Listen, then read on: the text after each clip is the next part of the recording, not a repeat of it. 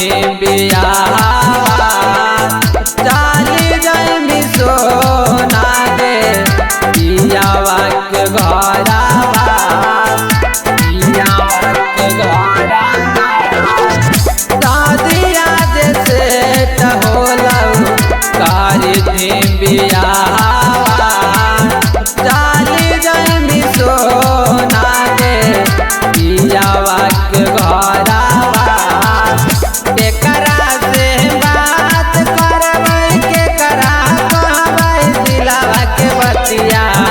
मिले आवा हाले गाया दे मांगे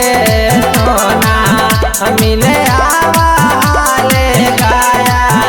दे मांगे सोना।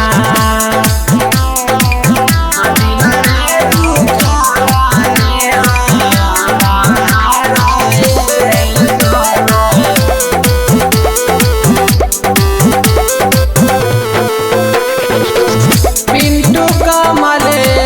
साके छोड़ दिलही साथ आगे धर ले जाई के पियावा के हाथ आगे पियावा के हाथ आगे पिंटू कमले साके छोड़ दिलही साथ आगे धर ले जाई के पियावा के हाथ आगे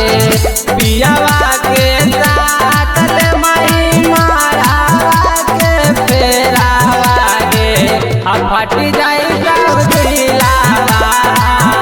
मारा ए सोना फट